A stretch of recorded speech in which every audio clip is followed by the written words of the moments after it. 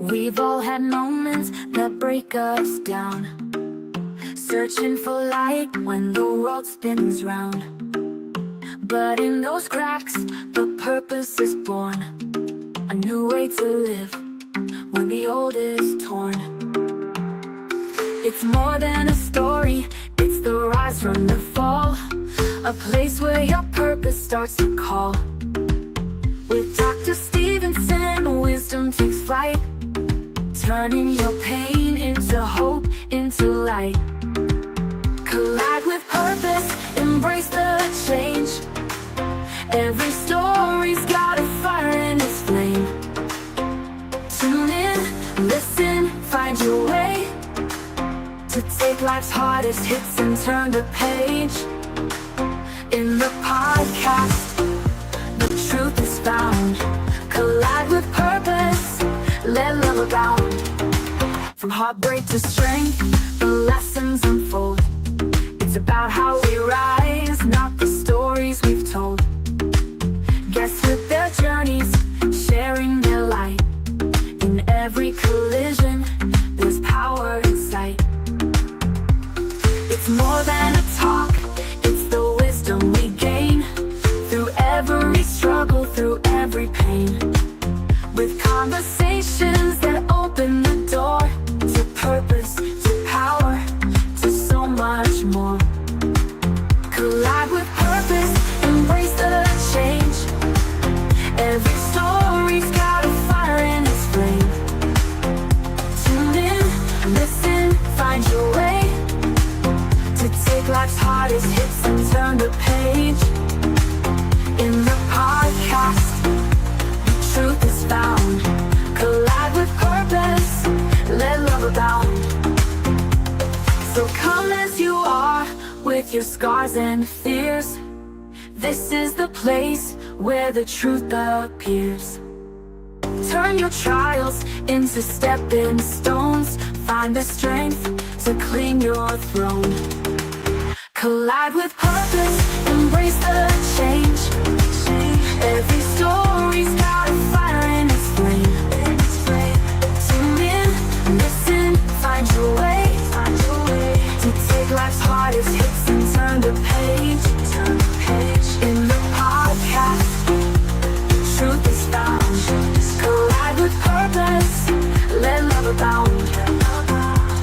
A collision with purpose, your journey starts here. In every conversation, we'll wipe away fear. Find your purpose, let your life ignite. With Dr. Stephenson, you'll find your light.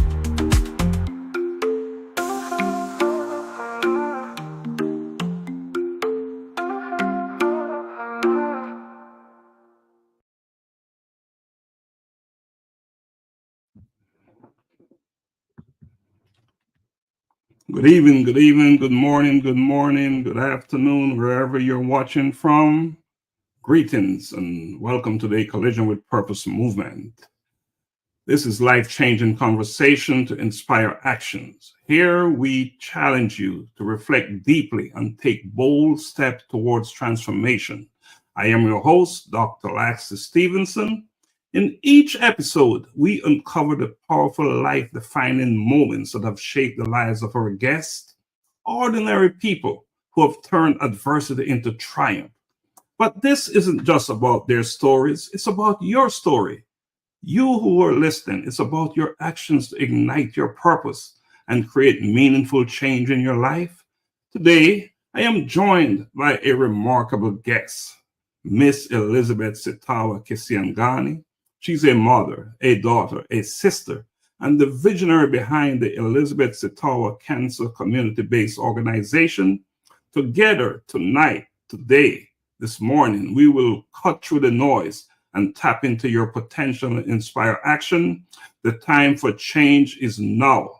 So let's get started. Let me bring Elizabeth on screen. Hi, Elizabeth. Welcome. Welcome to the show.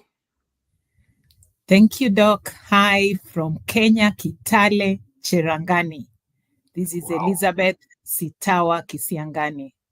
Welcome to the program.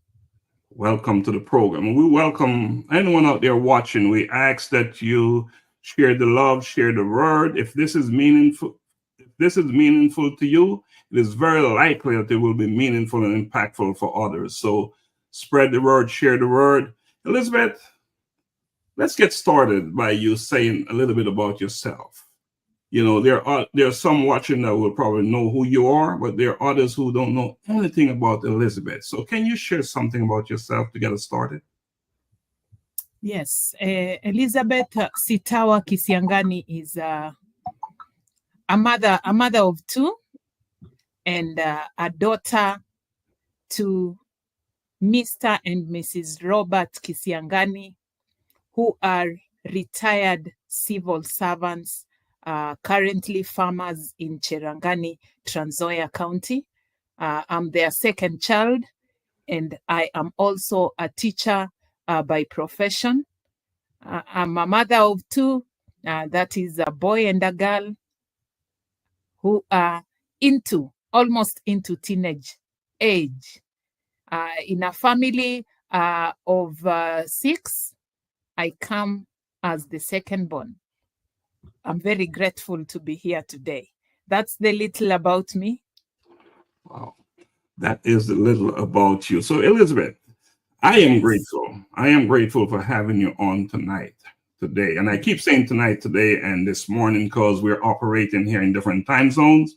So depending on where you're watching from, it's night, day, or afternoon. So Elizabeth, you've shared some stuff about you, but you know, I know your story is much bigger than what you just shared. You know, you're living a life where you're dealing with certain challenges. And I want you to just bring us up to speed and what transpired, what happened. How did you end up where you are today? Yes, my life has just been that life that anyone lives. I was born and brought up in a very humble background. My parents took me to school. I was able to go through the preschool, the primary, the high school, and then went to college and graduated into being a teacher.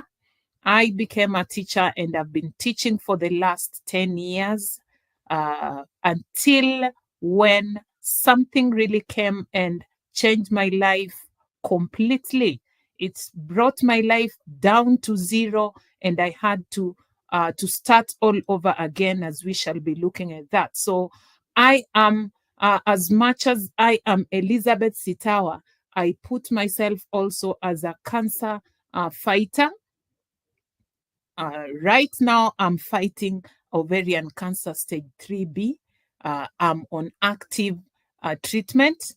I've been through chemo, I've been through radio, I've been through surgeries, and I'm still on active treatment that I'm going on even at the moment.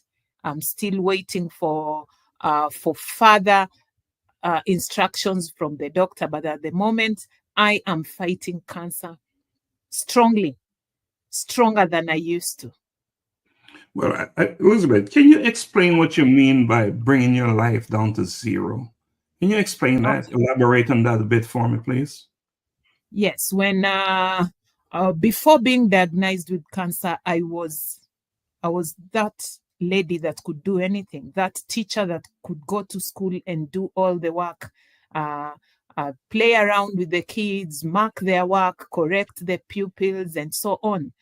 So it reached a time when my health started deteriorating and I had to seek some medical attention, only for after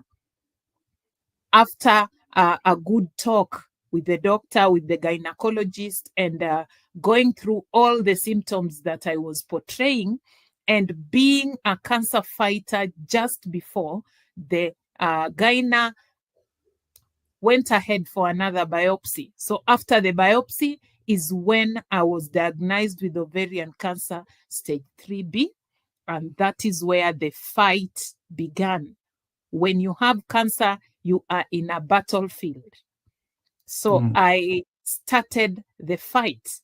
Now, talking about a cancer fight, you go in and you are supposed to be fully prepared.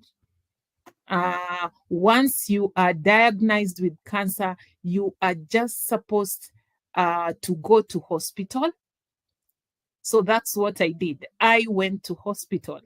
So going to the hospital, that's when I was diagnosed with that cancer, and I had to start my treatment. So starting treatment will need movement. This movement, like for Kenya, we don't have hospitals anywhere, and all hospitals do not provide the cancer treatment. We have specific hospitals. So in Kenya, where I stay, the main hospital that deals with cancer is Eldoret, in Eldoret. It's a town in Kenya. It's a city, the fourth city in Kenya. So that's where I get my treatment. So when I say cancer brought me down completely, everything revolves around money.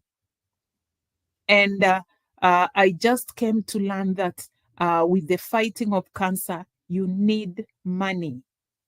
And that money was not there.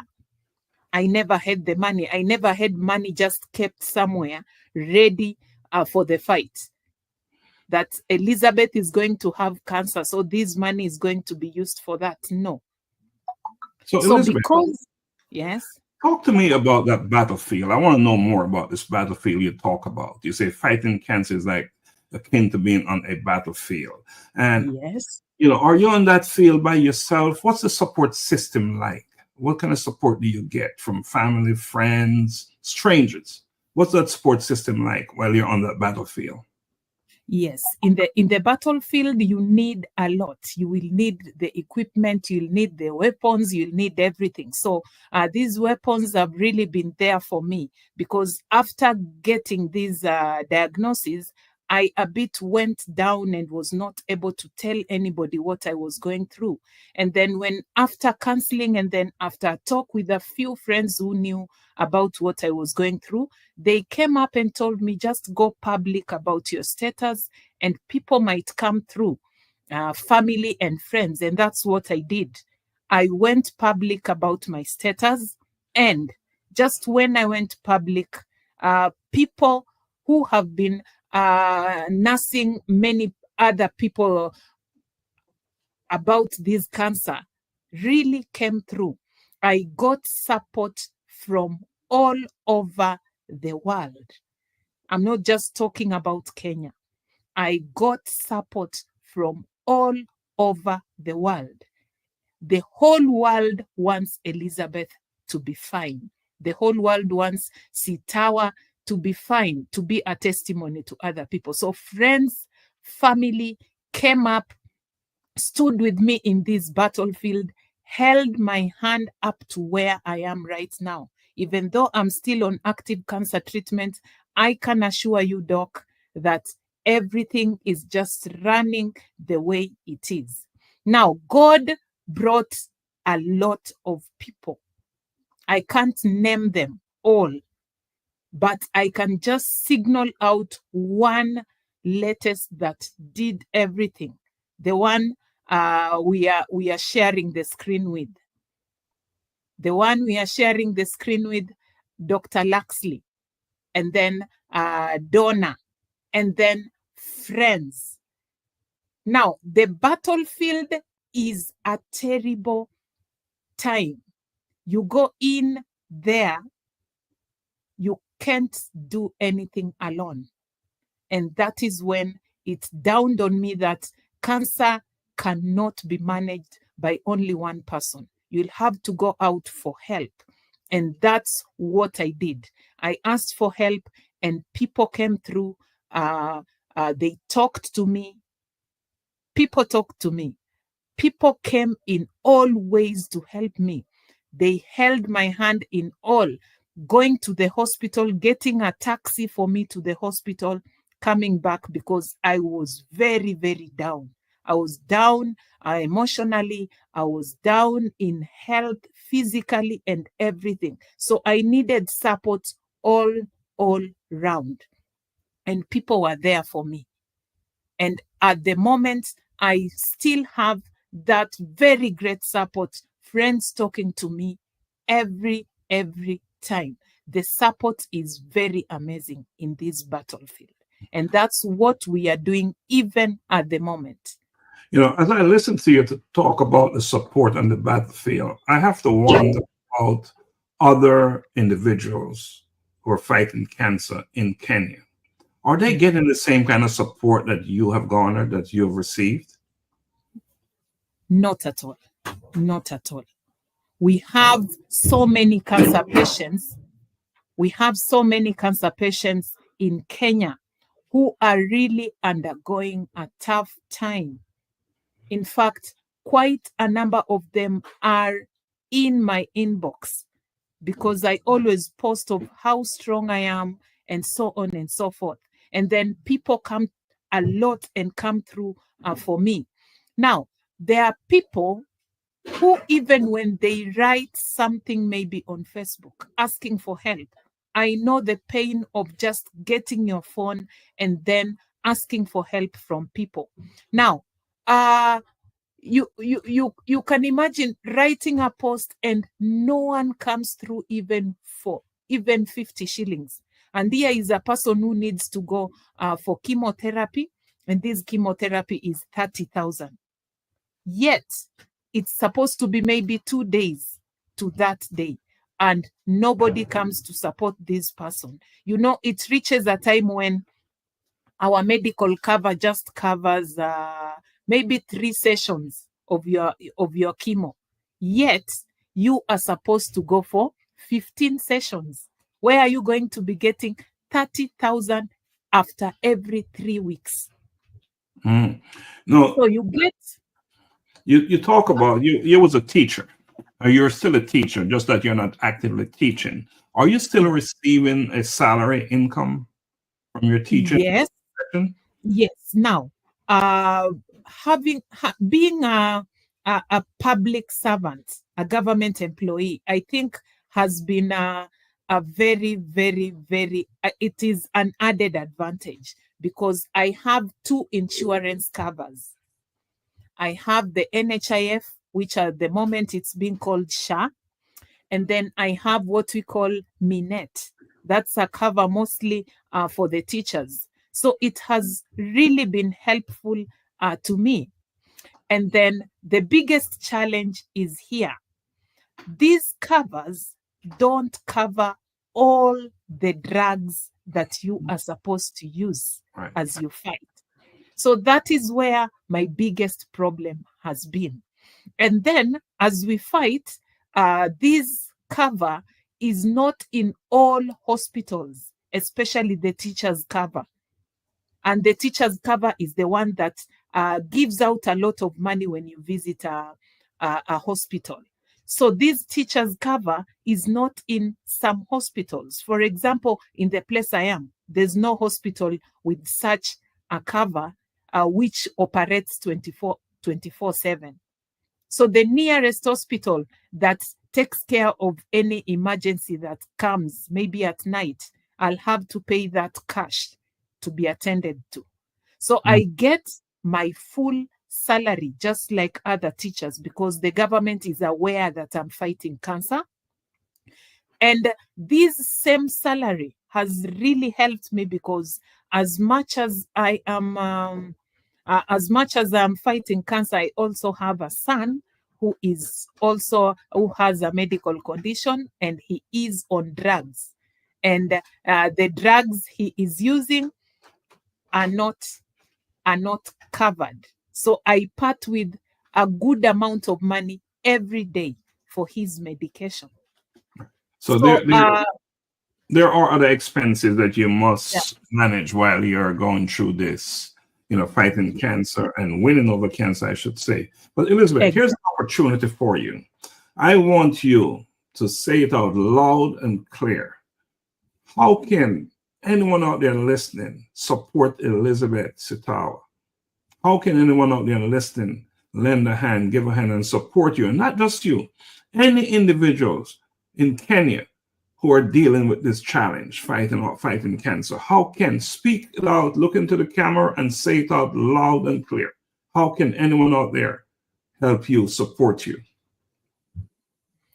Now, today I'll boldly thank everybody who has come through for this lady who is speaking here. I don't take any help that has been offered to me for granted. You people have been there for me for all the 17 plus months I've been fighting cancer. And since that time, I came public. Now, I'm still fighting cancer. I'm still fighting cancer. I'm still in that active treatment. And I still need a lot of support from you people. I still ask you to support me in everything, because at the moment I can't do anything that I used to do. So in case anybody, not just me, if you are sure that this person is just a cancer fighter, kindly, and that person just posts for help, and you're sure this person is fighting cancer, kindly come through for that person, for any number that has been put there.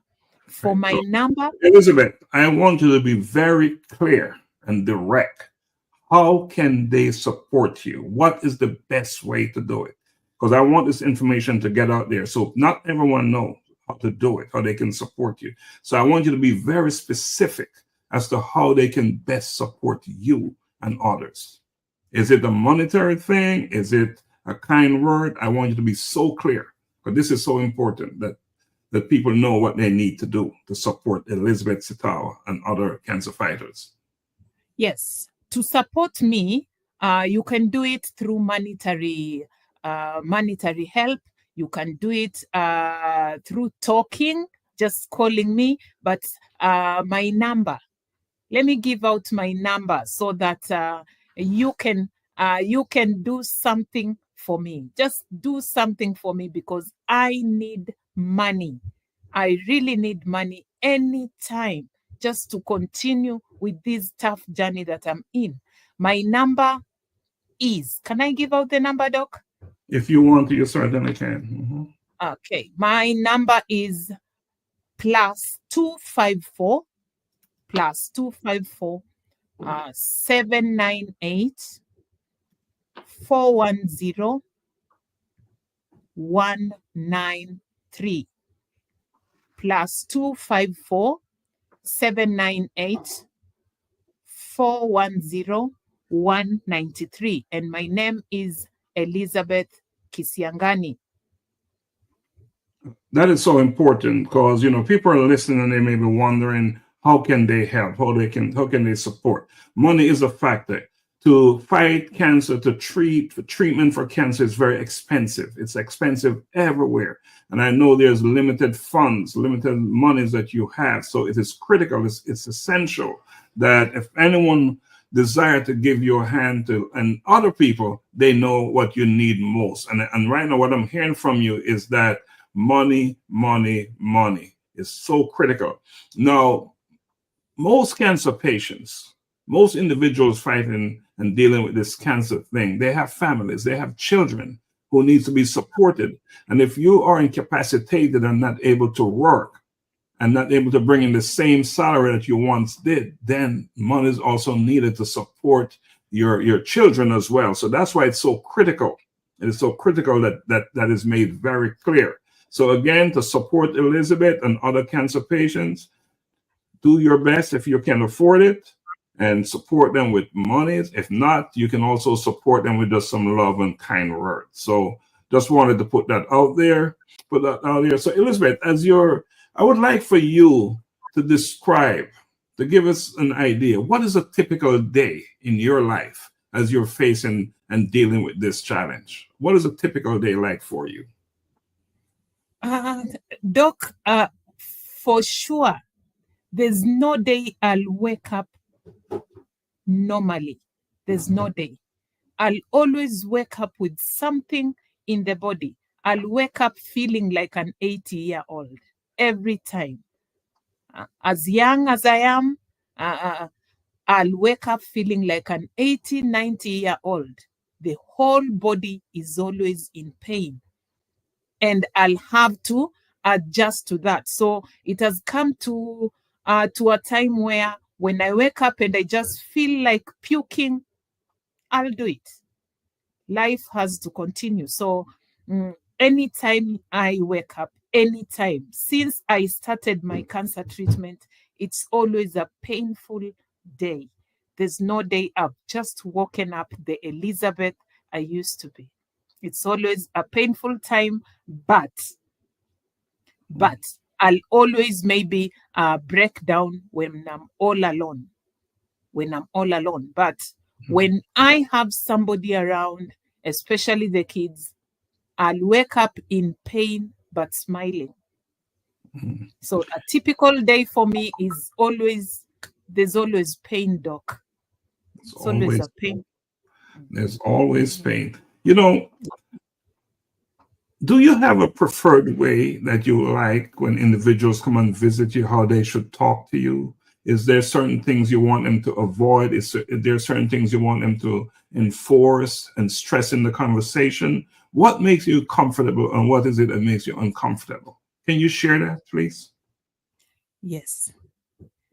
Now, Doc, I am fighting cancer and I know I am fighting cancer. I don't want anybody to come and tell me, sorry. I don't want anybody to remind me that I'm fighting cancer. I don't want, and I don't like it. When somebody comes to visit, I always like us to just talk about everything that is happening. Like right now in Kenya, we have this heated debate of impeaching our deputy president. Now, that can be a very nice topic, and we laugh out so many other things. There are so many things we can talk about apart from cancer. So if a person visits me, the best he or she can do is just talk about everything and just be happy that I am there. Give me a hug and then let's laugh about any other thing. But unless I start telling you, because somebody will come and visit me and then really insist, how did you know that you have cancer? I hate that question. I don't like it. How did you know now? Should I start explaining?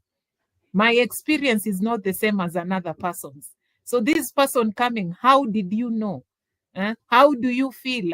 No, just wait for me to tell you. Don't ask me those questions. They really irritate me, and I just don't like those questions. Don't remind me that I'm fighting cancer. It's just the worst moment. I don't want.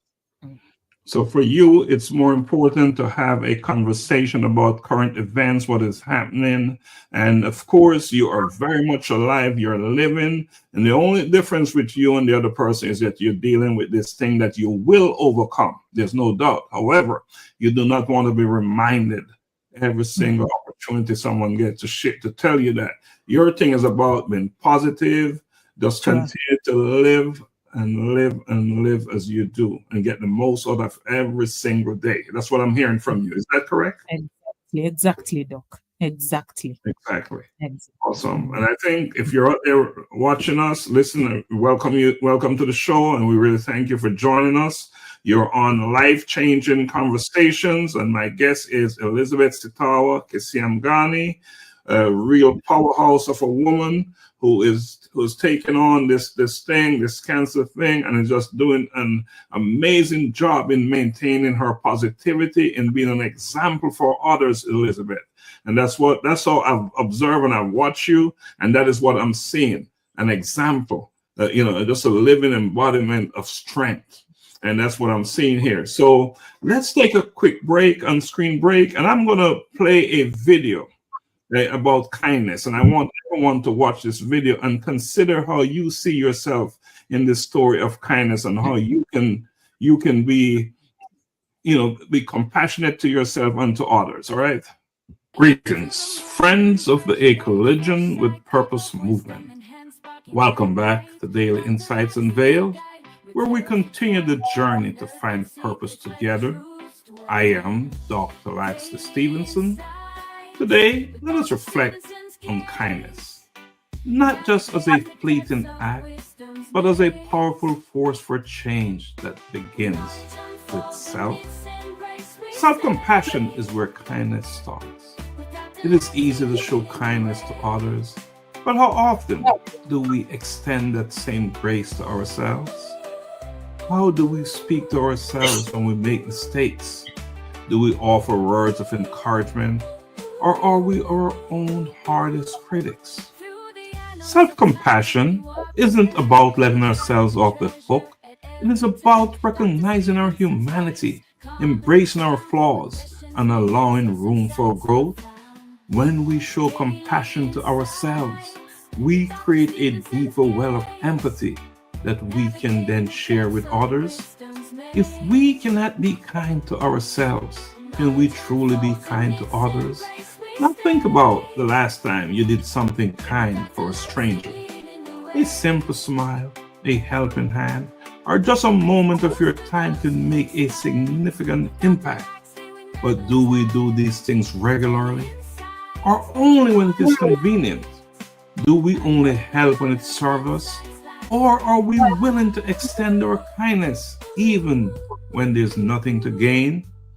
Now ask yourself, how can I be more intentional with my kindness today? What if every small act of generosity I give positively impacts someone? Let us challenge ourselves to practice kindness as a daily ritual, starting from within and radiating outward. Embrace the power of self-compassion and allow it to guide your interactions with others. In a world that sometimes feels disconnected, your kindness could be the glue that holds someone together. I leave you with this question. What can you do today to be kinder to yourself? And how can that self-compassion spark a moment of generosity toward others? Let kindness be the norm, not the exception. Until next time, on Daily Insights Unveiled, thank you and blessings always. Welcome back to the show, Elizabeth. It's all about kindness. And that's what we're talking about today. And you did something that is so big. And I want you to talk about it. I wanted to talk about the Elizabeth Sitawa Cancer Community-Based Organization. I want you to talk about that. I want you to explain what that is.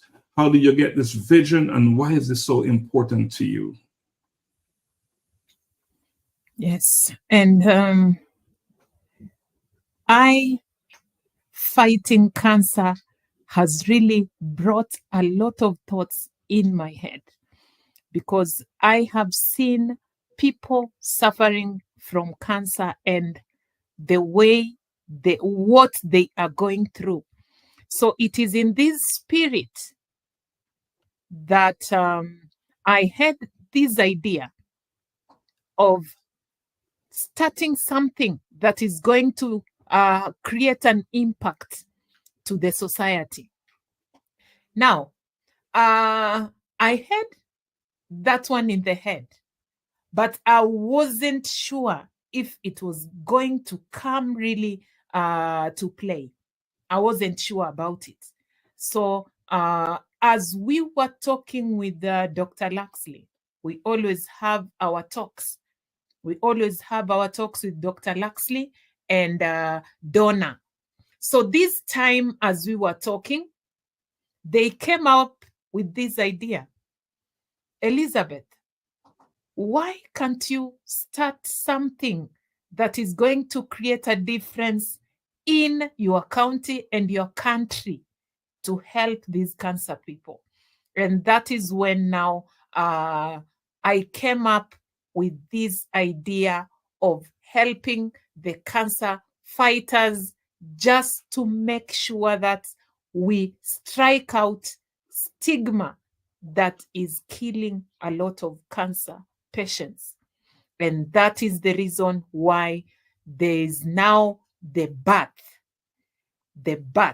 great birth of the big organization called the Elizabeth Sitawa Cancer Community-Based Organization in Kenya.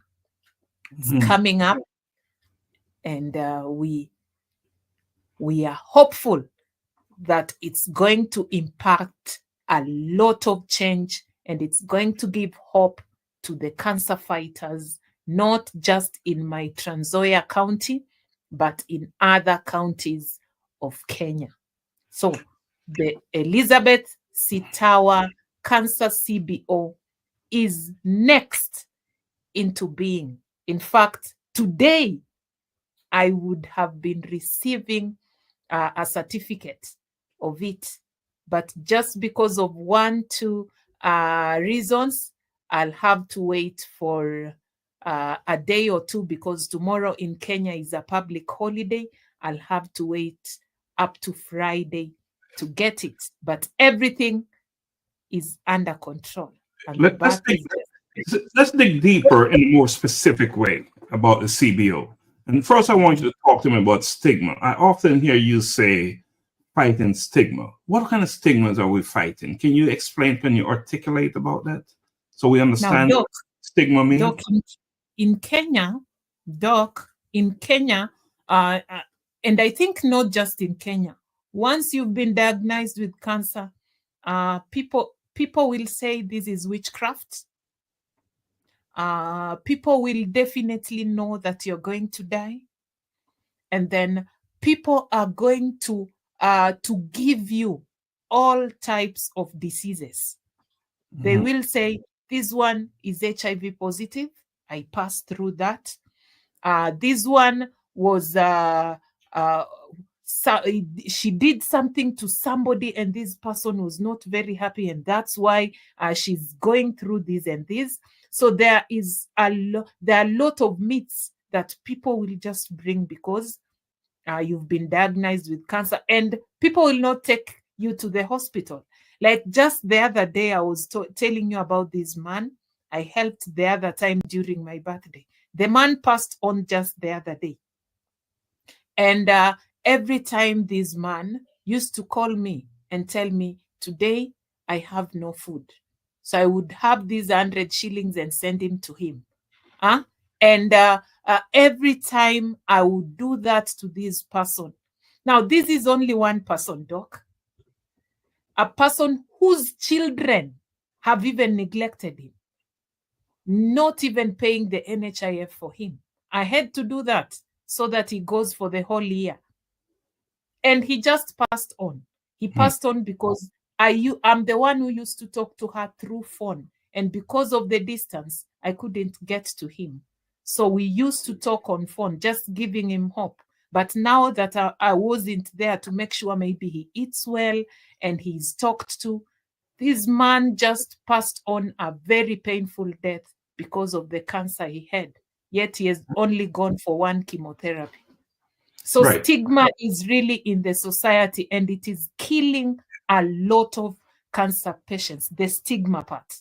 So one of the motivation for having the Elizabeth Sitawa Cancer CBO is to combat and get rid of this stigma thing. And, you know, they're attributing, if you have cancer, they're attributing, you know, of course, they say you're going to die, you have AIDS and all this other stuff. And of course, that was one of the drivers for you to want to have this CBO in place. And, you know, and I recall maybe a year or so ago, I had this conversation with you, and then you told me then that this is one thing you wanted to do. So I want to congratulate you and having your dreams been manifested and in a big time way. So again, congratulations. And I should also say condolences to losing your friend that passed recently. You know, and I'm sure you've witnessed and seen enough of that. And one of the things you're combating is with this CBO is to see less and less of that, fewer frequency of that happening.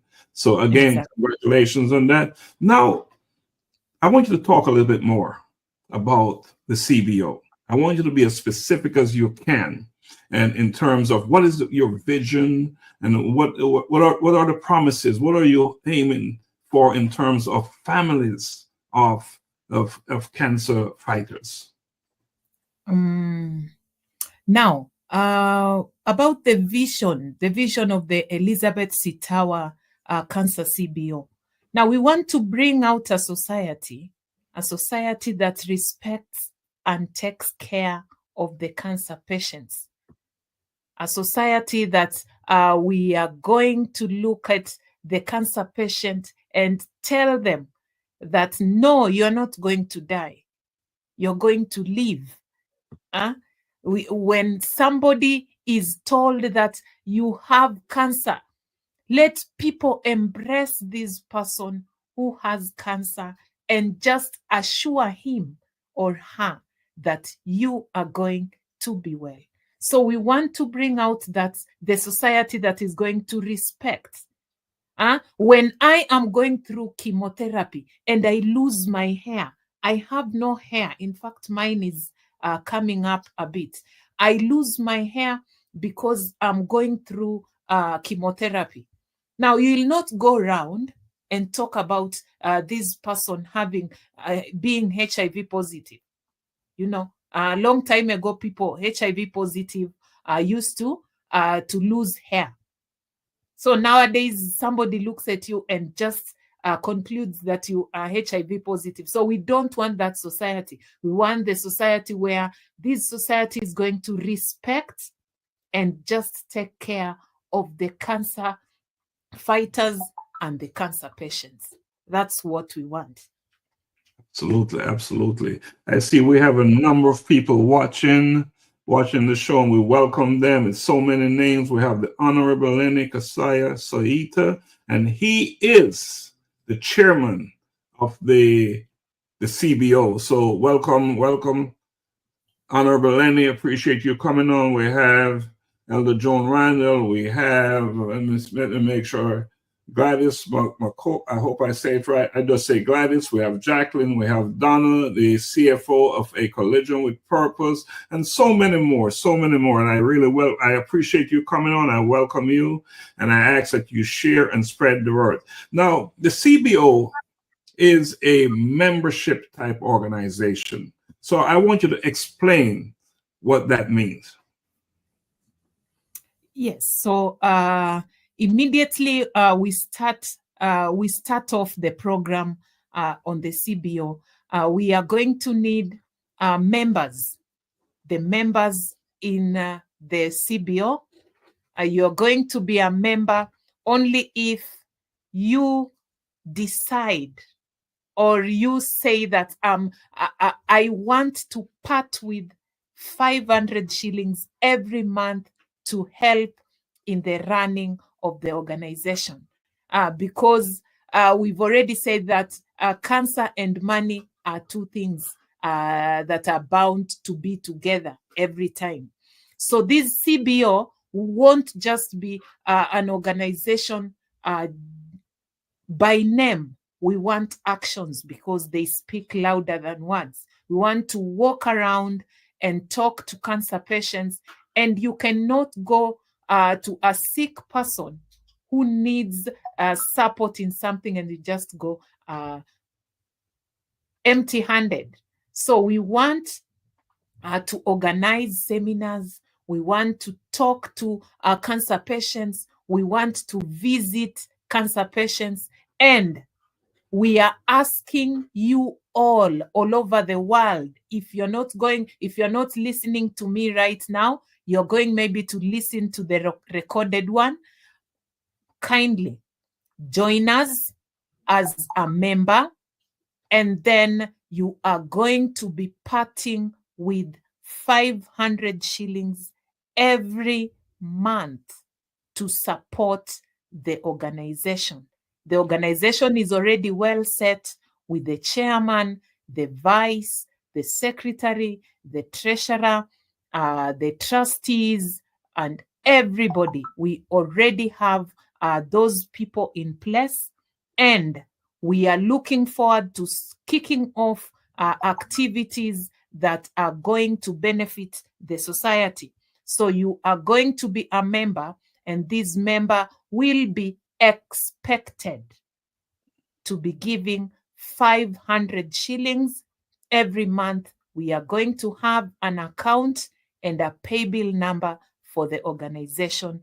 In a week or two, we are going to put it public so that you can come through, and we really try and kick out cancer stigmatization and help the cancer needy patients in the society. Let me jump in here, Elizabeth. And for full disclosure, I'm not just here having this conversation and life-changing conversations with Elizabeth. I also have a personal interest. I'm vested in this initiative, as I am one of the founding directors and I am a trustee and a patron in this organization. So I have a deep interest in seeing and making sure that this initiative is one that is so successful. And it's not just about Elizabeth, I should also say. It's about all cancer fighters and their family members in Kenya for right now. And at some point, it will go beyond the borders of Kenya. It will become much bigger than Elizabeth. And she'll just be the namesake, the person that it was built around. And that will be a wonderful thing when we achieve that. I just want to touch back on the vision real quick. The vision of the CBO is to have a society respecting and taking care of cancer fighters. And the mission is to mobilize human, financial, and material resources for societal relief and empowerment. And so, as you hear from that, the vision is a powerful one. It's huge. But when we think about a vision and a mission, we think about impact. We think about the difference, how it will, positively change lives for the cancer fighters and their children and family members. So not just about any one person, it's about many individuals who are dealing with this stigma that you so clearly define for us today. So Elizabeth, let's move on, from the foundation just a little bit, and I want to take it back to you, your personal situation. How are you doing? How are you doing right now? Yes, thank you, Doc. Elizabeth Sitawa Kisiangani is still on active cancer treatment, and she's doing perfectly well. She's facing head-on with the side effects that are coming because of the treatment, because there are quite many. There are so many of them. The side effects, I can't even talk about them in public because they are bad. They are not good. You can see me around walking, laughing, but deep inside, it's the wearer of the shoe who knows where it pinches. So far, I thank God, because I'm doing very fine, and because of your great support, I feel loved, and the feeling of love makes me wake up every day and just face the challenges that I'm going through head on, and I'm doing very well. Wow.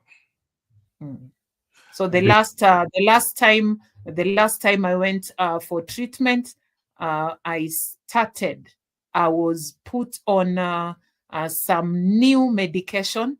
So I started a new cancer treatment, which is going to take a month before I go for further checkup and further advice from the doctor, which is end of this month. But so far, the drugs have really hit me.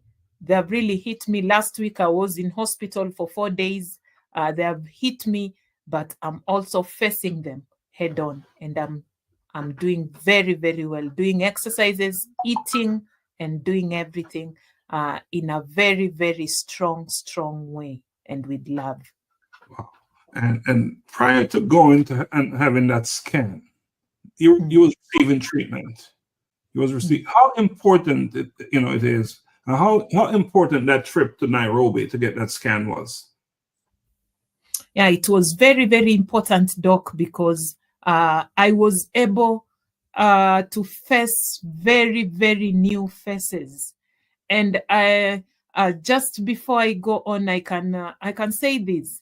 I think for cancer fighters, don't just stick to one oncologist or one doctor. I think you're supposed to get views from different doctors and then just go for scans here and there to just be very sure of what you're going through. But the visit or the journey to Nairobi and just getting to know how I'm doing created a whole lot of difference in me. I now knew what was the problem specifically I was going about, and now I'm facing it right in front of me. I'm doing it just the way it's supposed to be. The Nairobi one, Okay, I think it's just the last one to getting to the recovery end. so And the point that I want to drive home with you going to Nairobi, is it possible that there are many individuals outside of Nairobi who are receiving treatment but are not treated appropriately because they have not been scanned? Could that be the case? very, very true. Very, very true. We might yes be having that cancer, but there's somebody somewhere who first of all is not receiving. Now, let me say that a cancer patient needs love, needs care, needs support. Now, there was something I was missing because while in Nairobi, I was put somewhere and talked to Doc. And this talking was so professional, so touching. And by the time I left there, yes, I shed tears, but these tears really cleansed my heart. And I just felt so good and ready to face that journey the fourth time. I can say I'm in the fourth line of treatment because I've treated cancer the first time, second time, third time.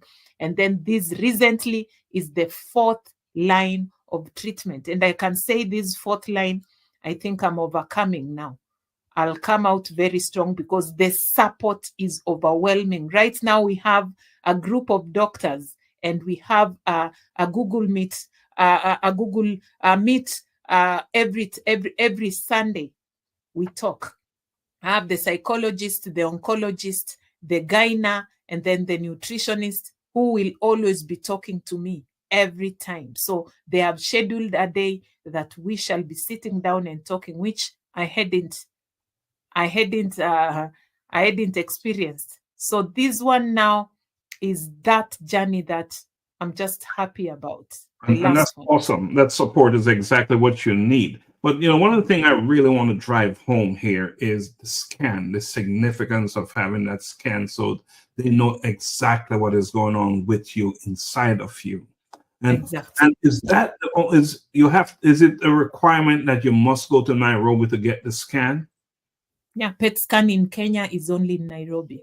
Okay, so my point is, what is the likelihood that there are so many individuals outside of Nairobi who have been treated but not treated appropriately? So what can you say to them about the need and the significance, the importance of getting that scan, finding their way, making their way to Nairobi to be scanned? I want you to look in the camera and talk to those cancer fighters who are not been scanned. Yeah, to the cancer fighters, kindly, because we have cancer. We have cancer. We cannot deny that fact. Get that time and then go to Kenyatta University, go to Kenyatta National Hospital, get that PET scan so that you can know where the problem is. The PET scan is the final report that you're going to get to know how the extent to which cancer has eaten you or if you are getting well. So take your time and get there because the NHIF will cover it. or it will cover 3/4 or 50% of it, and then you pay cash. Do all you can, look for support, and then just travel to Nairobi and get that PET scan. Kindly do that for the better of yourself, so that we avoid the recurrence of cancer cases, just the way I'm fighting the 4th time. Do it for yourself. Very and for important. the appropriateness of the treatment, of course. So, Elizabeth, let's just take it down a little bit before we close out, right? How are your children? How are they doing? Yes, my children are perfectly doing well, and I would like to thank you very much for making my kids be in school without any disturbance. I was there a week ago, and we were there with the chairman of the CBO, and the kids were very, very excited. They are in school and they're doing very, very well. And one thing that they were excited about is they were able to see mom walking. When they left, I was in bed. I couldn't move. So this time I just went so that they see mama walking. And that was the best time for them. They were very happy to see me walking. And I'm very sure it's really raised their spirits. Spirit raised. See their mom walking. In fact, they talked to Donna. They said hi to Donna. And you're talking about Donna, the CFO of A Collision with Purpose, of course. You know, so that's a story in itself, right there, by itself, that you're able to go and visit your children and there's that smile on their face and all that good stuff. But, you know, we're drawing down and closing in our conversation today. You're watching Life-Changing Conversations. My guest is Elizabeth Sitawa Kisiangani. And the whole intent of this platform is to inspire actions. So I'm hoping if you're watching today, this conversation, this life-changing conversation I'm having with Elizabeth will stir and inspire some actions in you. There are many, too many, I should say, cancer fighters in Kenya, throughout the world for that matter, but right now we're talking about Kenya. We're talking about Kenya that can use your support. And I will venture to tell you this much. It doesn't require a lot for you to support someone. So think about that as we're wrapping up our program today and see where you can find your place in this movement to get rid of the stigma that Elizabeth shared with us. So Elizabeth, before we close, here's the opportunity for you to add anything else that you didn't get a chance to say, or just to say whatever is on your mind. Yes, I would like to tell the world that you can have cancer and still live normally. Cancer is not a death sentence. And all cancer fighters just need love and support. They need you to tell them that you are living. You're not going to die. There is this one lady who gives me a lot of hope. And anytime I'm on TikTok, I check on her. There's this lady called Candid Diana. Now, she went through a double mastectomy, something like that, where both breasts were removed. Now, this lady, anytime I just watch her, I always tell myself now, what else do I need for inspiration? This lady really encourages me to fight and fight and fight. So cancer is not a death sentence. Let's love the cancer fighters. Let's give them hope. And let's not make them feel lesser of a human being. When we get to hospital, treat us. For me, my doctor told me when you get to the hospital, you find so many people, just get to the reception and tell them you're fighting cancer. They will do everything very fast. And I did that recently in Nairobi. was attended to in the twinkling of an eye. So let's treat cancer patients with love. Let's provide for them. Just love a cancer patient. And this person will live long, not because of the treatment, but because of the love that he or she is receiving. Stress brings a lot of deaths. That stigma I'm talking about brings a lot of death. So let's stop stigma. Let's take care of the cancer patients. When somebody has been diagnosed with cancer, take that person to hospital. Don't start the way I started. I started by going to the herbals. Don't go to the herbal clinic. Get to the hospital, get treated, and then eat well and pray. Just have faith that God is going to come through and He's going to help you fight this disease. And as also we start the Elizabeth Sitawa Cancer CBO, I ask all of you to come through in whichever way, not just the 500 shillings. You can give anything that you have towards the supporting of the organization so that we reach so many cancer patients, and you're going to witness a very, very big impact on the cancer fighters, both men, women, and the children who have been affected by this very, very bad menace that is dreaded all over the world. Well said, well said. And just to add some clarity, the minimum membership fee is 500 shillings per month.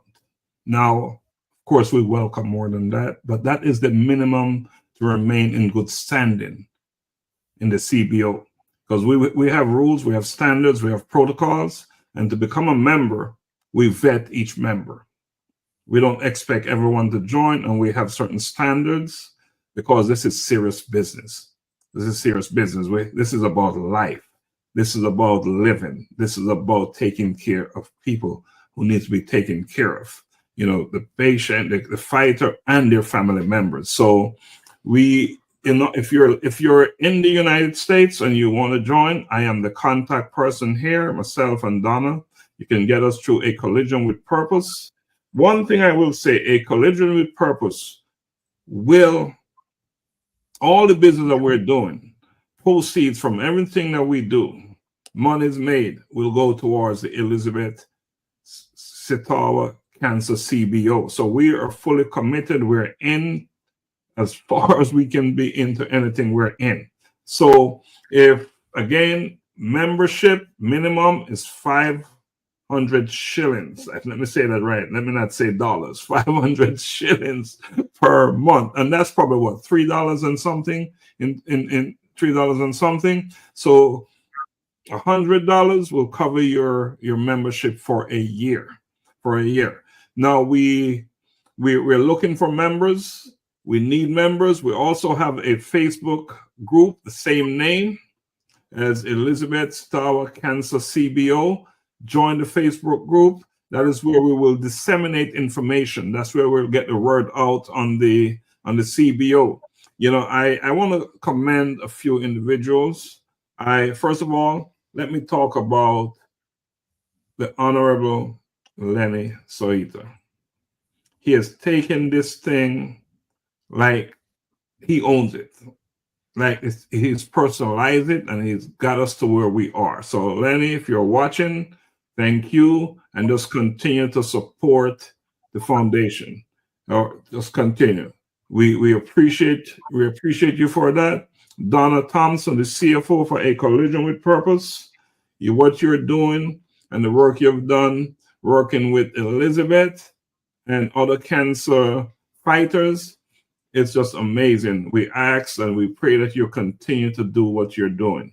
And Elizabeth, I will say this, I've said it to you, you're the bravest person I know.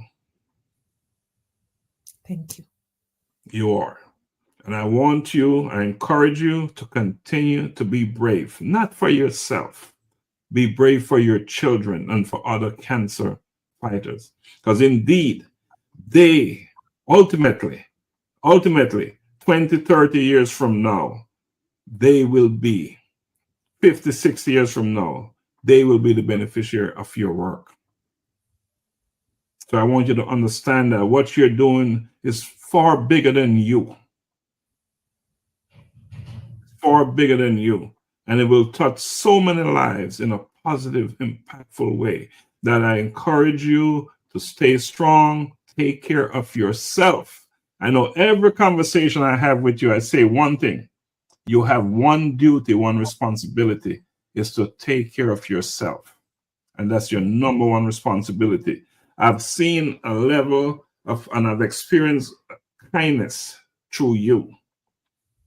So you're teaching us as you're going through this thing, you're a living example of how to deal with adversities. So I don't have much more to say. We're going to wrap this conversation up. You're watching life-changing conversations to inspire action. And we have a lady here, Miss Elizabeth, who's doing just that. She's inspiring actions, and you've done that with us here at A Collision with Purpose, and I know you'll continue to do it. That's why they call you Mama Africa, right?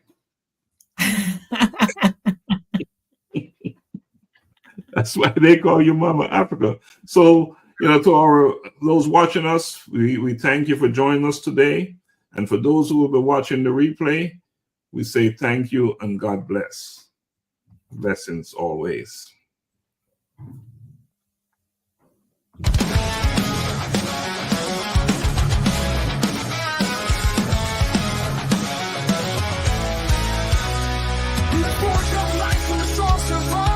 A trail is written of hearts that strive. Through fire and flame, they find their way, becoming iron where courage holds sway. Becoming iron, forged in fire. Tales of courage and conviction rising even higher. Displaying strength in the fiercest fight, becoming iron, shining in the night.